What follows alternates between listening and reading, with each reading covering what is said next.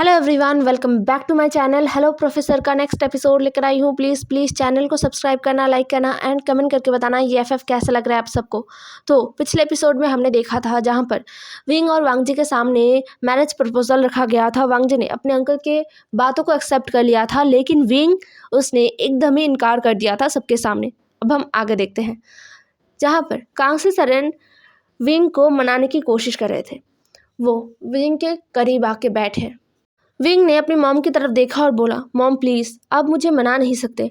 मैं शादी नहीं करना चाहता। प्रोफेसर लान से तो बिल्कुल नहीं। उनका और मेरा कभी भी एक अच्छा बॉन्ड नहीं होगा। और उससे भी इम्पोर्टेंट, मैं उन्हें पसंद नहीं करता और ना ही वो मुझे पसंद करते हैं।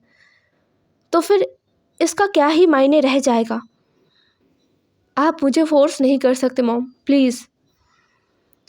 यह सुनकर कांग्सी सरन ने कहा, आशियन, तुम्हें क्या लगता है तुम्हारे डैड और मैं कैसे मिले होंगे? यह सुनकर विंग ने अपनी मॉम की तरफ देखा। कांग्सी सरन कहती है, हम यहीं गूसू में मिले थे, इसी स्कूल में। मैं, तुम्हारे डैड, लैन चिरैन और हमारे बहुत बाकी अलग दोस्त थे। हम सब एक साथ यहाँ पर ट्रेनिंग के लिए आए थे अपनी अपनी फैमिली से। तुम्हारे डैड उनमें सबसे लो ग्रेड फैमिली का इंसान था, जिसका फैमिली स्टेटस बहुत बहुत कम था, इसलिए सब उसका मजाक उड़ाते थे। लेकिन उसमें ख़ास बात क्या था पता है? वो बहुत ज़्यादा टैलेंटेड था और वो किसी की बातों पर नहीं आता था। उसका मानना था कि वो मेहनत करके सबको चुप करा सकता है। मुझे तुम्हारे डैड का ये एटीट्यूड बहुत पसंद आया था, बहुत ज़्यादा। लेकिन उसके साथ साथ उसके हर एक चीज़ को मान कर चलना, रूल्स को फॉलो करना, लोगों को रूल्स को मानने पर मजबूर करना, ये सब मुझे नफ़रत था बहुत ज़्यादा। मुझे लगता था कि वो टैलेंटेड तो है, लेकिन वो लोगों को पुश क्यों करता है, वो लोगों को फोर्स क्यों करता है? क्या वो सबको ये दिखाना चाहता है कि वो कितना अच्छा स्टूडेंट है, या फिर वो सबको ये दिखाना चाहता है कि उससे बेटर और कोई है ही नहीं? इसलिए मैं उससे चिड़चिड़ी रहने लगी थी बहुत ज़्यादा। उसके साथ बात भी नहीं करता। उससे जब भी बात होता तो मैं उसे कुछ ना कुछ बुरा भला कह ही देता था। बाद में मुझे गिल्ट महसूस होता था, लेकिन तब जब गुस्सा आता था तब मैं सब भूल जाती थी। लेकिन तुम्हारे डैड, उन्होंने कभी भी इन बातों को सीरियसली नहीं लिया और उन्होंने मुझे टोकना बंद नहीं किया, क्योंकि हमारे ग्रुप में मैं सबसे ज़्यादा चंचल थी, सबसे ज़्यादा। चीज़ों को कम समझना और शैतानी करना, अपने मास्टर को बुरी तरीके से परेशान करना, अपने मास्टर की बातों को इग्नोर करना, ये सब कुछ मैं करती थी। इसलिए हमारे मास्टर ने तुम्हारे डैड को खास कर ये बोल दिया था कि वो मेरी तरफ ध्यान दे, जिससे मैं और चिड़चिड़ी हो गई और हमारा रिश्ता और भी बदतर हो गया। तुम्हारे डैड को भी एक पल परेशानी तो होता ही था और गुस्सा भी आता था। वो भी इंसान है। एक इंसान कितना ही वक्त अपने आप को शांत रख सकता है, जबकि उसके सामने वाला इंसान बिल्कुल भी उसके एफर्ट्स को देखता ही नहीं है, एकदम अनदेखा करके इग्नोर कर देता है। तुम्हारे डैड के साथ एक दिन मेरा बहुत बुरी तरीके से झगड़ा हुआ, बहुत बुरी तरीके से। तुम्हारे डैड ने मुझे बहुत कुछ सुनाया, मुझे ये भी बोला कि मुझसे कुछ भी नहीं होगा, कुछ भी नहीं। और तुम्हारे डैड कभी भी मेरे किसी चीज़ पर रोक टोक नहीं लगाएंगे। अब उन्हें फ़र्क नहीं पड़ता, चाहे मैं कुछ भी करूं। ये बोलकर वो चले गए थे। उस दिन मैं बहुत खुश हुआ था, बहुत ज़्यादा। मुझे लगता था तुम्हारे डैड अच्छे इंसान तो हैं, लेकिन हम दोनों कभी भी एक जगह नहीं आ सकते। हमारा सोच कभी भी एक जैसा नहीं हो सकता। हम कभी भी एक अच्छा रिलेशन शेयर नहीं कर सकते। दोस्ती तक का रिलेशन हमारे बीच होना नामुमकिन है। लेकिन वक्त गुजरा, वक्त ने मुझे महसूस कराया कि नहीं, ये इंसान मतलब तुम्हारे डैड मेरे लिए राइट चॉइस है। वो मुझे हमेशा प्रोटेक्ट करेंगे। वो मुझे हमेशा सबसे ज़्यादा ख़ास बना कर रखेंगे अपनी ज़िंदगी में। ये फील जब मुझे हुआ था ना, तब मैं बहुत कंफ्यूज थी। वो क्यों मुझे अपनी ज़िंदगी में सबसे ज़्यादा ख़ास बना कर रखेगा? शायद उसकी ज़िंदगी में और भी ख़ास लोग होंगे, थे भी। तुम्हारे ग्रैंडपा थे, तुम्हारे ग्रैंडमा थे। तो फिर क्यों ये इंसान मुझे अपनी ज़िंदगी में सबसे ख़ास जगह देगा? जबकि इस इंसान के साथ मेरा रिश्ता बिल्कुल भी अच्छा नहीं है? इन सारे सवालों का जवाब मेरे अंदर कभी भी उस वक्त मुझे नहीं मिलते थे और मैं और भी ज़्यादा चिड़चिड़ी हो गई थी। तुम्हारे डैड से दूर रहने का हर कोशिश मैंने किया, हर तरीके से तुम्हारे डैड को बात बात में नीचा दिखाने की कोशिश किया, लेकिन उसका इग्नोरेंस वो मुझसे सहन नहीं हो रहा था। तुम्हें पता है, मेरे डैड मतलब तुम्हारे ग्रैंडफादर, उन्होंने मेरे लिए रिश्ता भेजा था। विंग ने कहा, कहाँ पर? डैड के घर? कांग्सा सरन ने तुरंत अपना सर ना में हिला दिया। उन्होंने कहा, नहीं, उन्होंने रिश्ता भेजा था यहाँ, इस घर में, लान चिरैन के लिए। जिसे सुनकर विंग अपनी आंखों को बड़ा कर लेता है। उसे भरोसा नहीं हो रहा था। उसने कहा, क्या? कांग्सा सरन ने अपना सर हाँ में हिलाया और फिर बोलना शुरू किया। उस वक्त मैं कुछ समझ नहीं पा रही थी कि मुझे क्या करना था, मुझे क्या चाहिए, मेरे अंदर क्या चल रहा है, मुझे कुछ समझ नहीं आ रहा था। मुझे उस दिन तुम्हारे डैड के ऊपर बहुत गुस्सा आ रहा था, बेवजह गुस्सा था वो। मेरे डैड ने यहाँ पर रिश्ता भेजा था, ना कि तुम्हारे डैड के घर से रिश्ता आया था। तो फिर मुझे क्यों गुस्सा होना था? मैं क्यों तुम्हारे डैड के ऊपर गुस्सा हो रहा था बेवजह? कुछ समझ नहीं आ रहा था, पागल जैसा फील हो रहा था। उस वक्त चिरैन ने मुझे समझाया था, वो मेरा एक अच्छा दोस्त है, बहुत अच्छा दोस्त। वो सिर्फ मेरा अच्छा दोस्त नहीं है, तुम्हारे डैड का भी बहुत अच्छा दोस्त है। उसने मुझे समझाया था कि मुझे क्या करना चाहिए, मेरे दिल में क्या है, मुझे वो पहले क्लियर करना चाहिए, उसके बाद मुझे फ़ैसला लेना चाहिए। मैं उस वक्त बस ये जानने के लिए पागल हो गई थी कि दिल में क्या है मेरे। उस दिन शाम को तुम्हें पता है, तुम्हारे डैड ने एक और लड़की के साथ बात किया था, वो भी हमारे क्लासमेट थी। और ऐसा नहीं था कि तुम्हारे डैड किसी और लड़की से बात नहीं करते थे, वो करते थे। तो उस दिन भी वो वैसे ही शायद बात कर रहे थे। वो लड़की हंस रही थी, शर्मा रही थी तुम्हारे डैड को देख देख कर। तुम्हारा डैड का चेहरा बहुत सीरियस था, जैसे कि वो कुछ सीरियस बोल रहा है। मुझे ये तो नहीं पता कि उस दिन उन दोनों के बीच क्या बातें हुआ था, लेकिन उस दिन मुझे उन दोनों को देखकर ऐसा महसूस हुआ कि ये इंसान सिर्फ़ और सिर्फ मेरा है और इससे ऐसे शर्मा कर देखने का हक मेरा है, गुस्से से देखने का हक भी मेरा है, इसका हर एक चीज़ मेरा है। मेरे दिल में आए इन ख्यालों के साथ साथ मुझे ये समझ में आ गया था कि मैं क्या करना चाहता हूँ, लेकिन मुझे ये समझ नहीं आ रहा था कि मैं ये बात तुम्हारे डैड को कैसे बोलूँ, कैसे। उसका और मेरा रिश्ता, क्या वो मेरे दिल के हालात को समझ पाएगा या फिर वो मेरी बातों को सुनकर मजाक करेगा, मेरे फीलिंग्स का मजाक उड़ाएगा? यही मुझे समझ नहीं आ रहा था वी, बिल्कुल समझ नहीं आ रहा था। मैं बहुत परेशान हो गई, बहुत ज़्यादा। उसके बाद कांग्सा सरन ने एक जगह दिखाते हुए कहा, मतलब उन्होंने एक माउंटेन को दिखाते हुए कहा जो एकदम, जो लैन हाउस है ना उसके पीछे था। उन्होंने उस माउंटेन को दिखाते हुए कहा, उस माउंटेन में एक झरना है आशन, जहाँ आज सुबह ही मैं तुम्हारे डैड के साथ गई थी। उस दिन भी मैं उस माउंटेन के झरने के पास चली गई थी अकेली, वो भी अंधेरे होने के बाद। मुझे कुछ होश हवास ही नहीं था। मैं उस झरने के पास गई और बैठी, लेकिन उसके दूसरे ही पल मुझे महसूस हुआ कि कोई मेरे पीछे खड़ा है।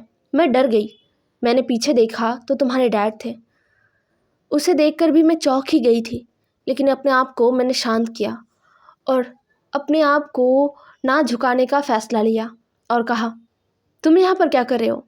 तो तुम्हारे डैड ने मुझे जवाब में दिया था, कांग्से, क्या तुम मेरे साथ आना पसंद करोगे? मैं तुम्हें हमेशा हर तरीके से खुश रखूँगा। तुम बिलीव नहीं करोगे आशन, तुम्हारे डैड के बस इन कुछ शब्दों ने मेरा दिल धड़कने पर मजबूर कर दिया था। मेरे मुंह से अपने आप निकल आया था, हाँ मैं आऊँगी, मैं आना चाहती हूँ।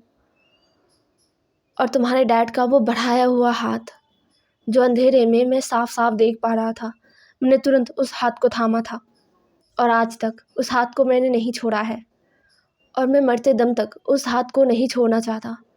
इतना कह के कांग्सा सरन विंग की तरफ देखते हैं।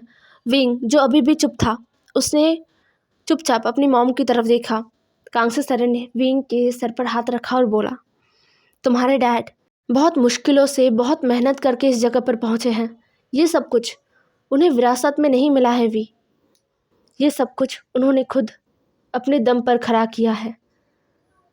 और तुम्हें पता है, मैं बहुत प्राउड फील करता हूँ कि मुझे ऐसे इंसान का साथ मिला। मैं ऐसे इंसान से मिली और मैंने ऐसे इंसान को अपनी ज़िंदगी से जाने नहीं दिया। मैं तब कंफ्यूज थी जब तुम्हारे डैड और मेरा शादी होने वाला था। मैं कंफ्यूज थी कि जो मैं फ़ील करता हूँ वो सच में प्यार है या नहीं। लेकिन शादी के बाद जब हमने धीरे धीरे एक दूसरे को समझना शुरू किया, तब मुझे पता चला कि हाँ, ये प्यार है, ये बहुत गहरा प्यार है, जिसे समझने के लिए उतना ही गहराई चाहिए। तो आशियन, मैं चाहता हूँ कि तुम वांगजी को अपनी ज़िंदगी से जाने मत दो। मैं इस चीज़ का गारंटी लेता हूँ कि तुम एक दिन मुझे आके कहोगे कि मॉम, वांगजी से बेटर हस्बैंड मुझे और कहीं नहीं मिलता। वांगजी इस दुनिया का सबसे बेटर इंसान है, सबसे अच्छा इंसान है, सबसे अच्छा हस्बैंड है। विंग हैरानी से अपनी मॉम को देख रहा था। कांग्से सरन ने विंग के गालों को पकड़ा और बोला, तुम्हें पता है मैं ये क्यों कह रहा हूँ? विंग ने अपना सर नामे हिला दिया। कांग्से सरन ने वांगजी का सर अपने पास लाया और उसके सर से अपना सर टिकाया और बोला, मैं ये इसलिए कह रहा हूँ आशियन, क्योंकि वांगजी में मुझे तुम्हारे डैड दिखते हैं। वो जब यंग थे वो पूरा वांगजी जैसे थे। वांगजी और तुम्हारे डैड में ज़्यादा अंतर नहीं है, सिवाय एक चीज़ का। वो क्या है पता है? विंग ने कहा, क्या मॉम? कांग्से सरन ने कहा, दर्द, बेशुमार दर्द, जो वांगजी के अंदर है और तुम्हारे डैड के अंदर नहीं था। तुम्हारे डैड के पास उसका फैमिली था और वांगजी के पास वो नहीं है। वांगजी ने अपनी माँ और पापा को अपने सामने मरते हुए देखा था। इस वजह से वांगजी का नेचर उस तरीके का हो गया है, एकदम कोल्ड। और तुम्हारे डैड का नेचर हमेशा से ही कोल्ड था। बस उन दोनों में इतना फ़र्क है और कुछ भी नहीं। पहली बार जब मैंने वांगजी को देखा तो मुझे एक झटके में तुम्हारे डैड का यंग एज वाला जो फेस है वो याद आ गया था। उन दोनों का बोल चाल सब एक जैसा है, सब कुछ। मैं चाहता हूँ कि तुम वांगजी के साथ रहो, वांगजी के उस पेन को समझो। तुम्हारे पेरेंट्स होने के नाते मैं और तुम्हारे डैड ये चाहते हैं कि तुम दोनों एक साथ आओ, एक साथ रहो। और हम सबको ये बात पता है कि तुम दोनों अगर एक साथ रहोगे तो तुम दोनों से ज़्यादा खुश और कोई भी नहीं रह सकता, कोई भी नहीं। आशन, क्या तुम अपने मॉम डैड की बातों को मानोगे? ये सुनकर विंग ने अपने आप को शांत किया और उसने कहा, मैं मानूंगा, बट मैं ये नहीं कह सकता कि मैं लान वांगजी के साथ खुश रहूँगा या नहीं। मैं अभी भी कंफ्यूज हूँ। कांग्से सरन ने कहा, मैं समझ सकता हूँ, लेकिन तुम्हारे मॉम डैड तुम्हारे लिए कभी भी बुरा फैसला नहीं लेंगे, इतना भरोसा है ना हमारे ऊपर। विंग ने अपना सर हाँ में हिला दिया। कांग्से सरन ने विंग के फोरहेड पर किस किया और बोला, ठीक है, चलो अब तुम्हें तैयार होना है। विंग ने और एक शब्द नहीं कहा। उसने अपनी मॉम का हाथ पकड़ा और कांग्से सरन विंग को लेकर चले गए विंग के कमरे में। शाम होते होते सारा तैयारी हो चुका था। मतलब एकदम चाइनीज़ ट्रेडिशनल वे में जो शादी होता है ना वो होगा। और रजिस्टर आए हैं, घर पर ही बुलाया गया था। तो लीगली और उस तरीके से चाइनीज़ ट्रेडिशन के सारे रिचुअल्स को फॉलो करके शादी होंगे बहुत कम लोगों में। मतलब ऑब्वियसली घर के लोग और वहाँ पर जितने भी स्टूडेंट्स थे ना वो भी शामिल होंगे। तो इन लोगों के बीच वांगजी और विंग का शादी होगा। और फिर जब वो दोनों चाहेंगे तब बहुत धूमधाम से एक पार्टी ऑर्गेनाइज किया जाएगा। लेकिन अभी फ़िलहाल बहुत छोटे तरीके से शादी होना ही बेटर है। इसलिए जो लोग शादी करवाने वाले थे, मतलब जो रजिस्टर्ड थे वो आ चुके थे। फिर जो एल्डर चाइनीज़ ट्रेडिशन के अनुसार शादी करवाने वाले थे वो भी आ चुके थे। वांगजी एक रेड रोब पहन के खड़ा था। रेड रोब में वो बहुत सुंदर दिख रहा था, बहुत ज़्यादा। उसके पास लैन शिचैन खड़े थे। लैन शिचैन ने वांगजी को कहा, वांगजी, भरोसा रखो, विंग से अच्छा पार्टनर तुम्हें कभी नहीं मिलेगा। वांग जी ने बस अपने ब्रदर की तरफ देखा, उसने और कुछ कहा नहीं, बस देखा। उसके तुरंत बाद विंग को लाया गया। एक रेड रोब उसने भी पहना था, मतलब चाइनीज़ जो ट्रेडिशनल शादी वाला रोब होता है ना, वही। ये रोब्स वांग जी के मॉम डैड के हैं। वांग जी को अभी भी इन रोब से अपने मॉम डैड का खुशबू महसूस हो रहा था, इसलिए वो बहुत ज़्यादा इमोशनल था। साथ में उसने अपने सामने खड़े इंसान को देखा, मतलब विंग को, जो वांग जी के मॉम के रोब में बहुत सुंदर दिख रहा था। वांग जी ने अपनी नज़रों को झुका लिया। उन दोनों को आमने सामने खड़ा कर दिया गया और पहले जो एल्डर है ना, जो चाइनीज़ ट्रेडिशनल के अनुसार शादी करवाने वाले थे, उन्होंने शुरुआत किया। उन्होंने सारे रिचुअल्स को एक एक करके फॉलो किया और फिर वांग जी और विंग ने एक दूसरे को बो किया। फिर उन्होंने अपने एंसेस्टर को बो किया, अर्थ और हेवन को बो किया, और फिर जाके अपने एल्डर्स को बो किया। उसके बाद एक दूसरे को वाइन पिलाया, जिससे उनका शादी कंप्लीट हुआ। शादी कंप्लीट होने के बाद अब बारी आया लीगली, जिस पे वांग जी ने साइन किया पहले और फिर विंग ने साइन किया। ये सब कुछ फॉर्मेलिटी पूरा होते होते लगभग 3 घंटे बीत चुके थे। उसके बाद सारे लोग एक साथ नए कपल को कॉन्ग्रेचुलेट करने लग गए थे। विंग जो एकदम खामोश था वांग जी के पास, और वांग जी भी खामोश था। वांग जी की खामोशी सबको समझ आता है, क्योंकि वांग जी का नेचर ही ऐसा है, लेकिन विंग का इतना खामोश हो जाना सबको थोड़ा परेशान कर रहा था, जहाँ तक कि वांग जी को भी। लेकिन फ़िलहाल किसी ने भी कुछ भी नहीं कहा। सब ने खाना पीना किया और नए कपल को उनके रूम में छोड़ आए।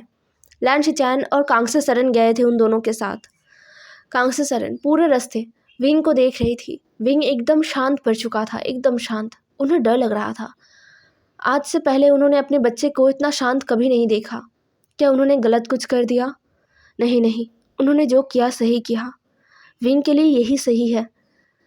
विंग को अभी से ही संभालना ज़रूरी था, और वांग जी से अच्छा कोई विंग को संभाल नहीं पाएगा। वांग जी के साथ विंग एक अच्छा लाइफ लीड करेगा। कांगसे सरन का कभी भी पैसा, पावर, इन सारी चीज़ों का लाइफ से कोई मतलब है ही नहीं। हालांकि ये सब चीज़ें उनके पास है, लेकिन फिर भी उनके लिए ये सब कुछ बेमतलब है। उनके लिए बस ये है कि उनका पार्टनर सही होना चाहिए, तो ही आपका लाइफ हैप्पीनेस से भर जाएगा, जो कांगसे सरन का है।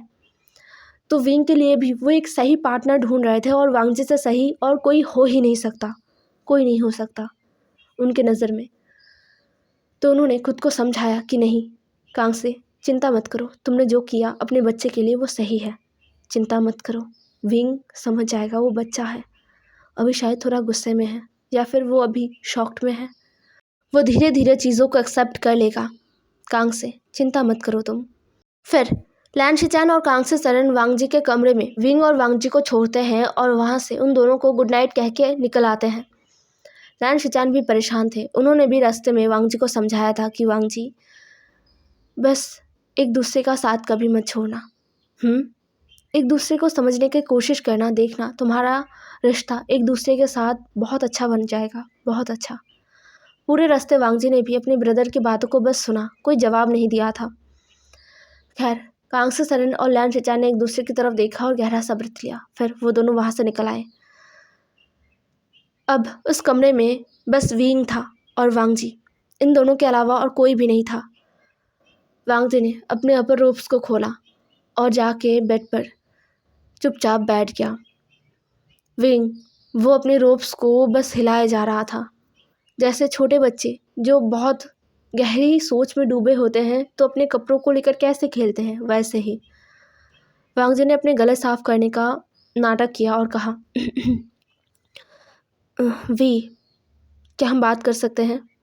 विंग ने अपनी आंखों को ऊपर उठाया और वांग जी की तरफ देखा और बोला, हाँ हाँ ज़रूर। वांग जी ने कहा, मुझे पता है ये सब कुछ एक्सेप्ट करना तुम्हारे लिए बहुत ज़्यादा मुश्किल है, मेरे लिए भी है, यकीन करो। मैं बस चाहता हूँ कि तुम खुश रहो, और मैं कोशिश करूँगा कि मैं तुम्हें हमेशा खुश रखूँ।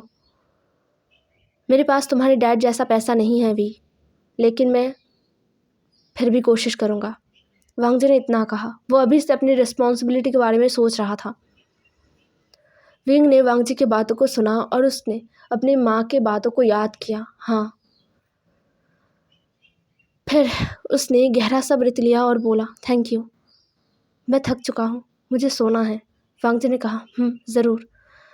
तुम शायद अनकंफर्टेबल हो गए है ना, तुम बेड पर सो जाओ, मैं नीचे सोता हूँ। विंग ने कहा, नहीं, मैं बेड पर सोऊंगा और तुम भी। ये कहते हुए विंग ने अपने अपर रोब को खोला और बेड पर एक कॉर्नर में जाके सो गया। वांग जी ने विंग की बातों को सुना और वो हैरान हो गया। मतलब वो सोच रहा था विंग को परेशान नहीं होगा, मतलब वो अनकंफर्टेबल फील नहीं करेगा। दूसरे पल उसने सोचा, उन दोनों का शादी हो चुका है। ये सोचकर वांग जी ने गहरा ब्रेथ लिया और वो विंग के पास लेट गया। लेकिन उन दोनों के बीच बहुत गैप था। वो एक बेड पर तो थे, लेकिन उनके बीच गैप था, और उससे भी ज़्यादा बड़ा गैप ये था कि उनका दिल एक दूसरे से बहुत दूर था, बहुत दूर। वो करीब आने में समय लगेगा। हे एवरीवन, आज का एपिसोड यहीं पर ख़त्म होता है। नेक्स्ट एपिसोड में मिलते हैं। ज़रूर बताना आज का एपिसोड कैसा लगा। Bye bye.